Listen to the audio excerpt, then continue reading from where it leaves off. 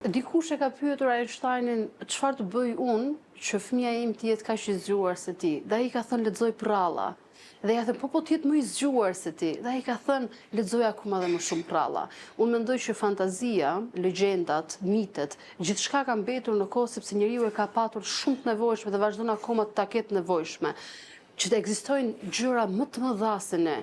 Në imagjinatën tonë, ndoshta ne jemi qenë më të mëdha që ekzistojmë. Nuk ekzistojnë prova që jemi apo nuk jemi.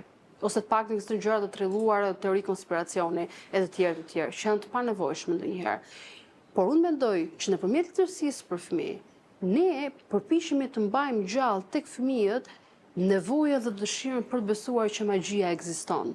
Dhe magjia duhet të ekzistojë rreth parë gjëra të thjeshta. Nëse një fëmijë nuk arrin të kuptojë që ti duhet i ndash lodrat me miq, që ti mund të kesh miq të formave dhe ngjyrave të ndryshme, që ti mund ta duash botën duke parë edhe nga këndi jot, por edhe nga këndet e lojrave të fëmijëve të tjerë, ne do kemi shumë vështirë që të rrisim breza të edukuar. Sot edukimi, librat shkollor, planet shkollore janë kthyer fatkeqësisht në propaganda politike dhe kjo nuk është kthyer vetëm në Shqipëri. Kjo është në të gjithë botën dhe prindrit që janë vërtet racional në studim, që duan që fëmijët e tyre të edukuar, po i kthehen sot shkollimet në shtëpi.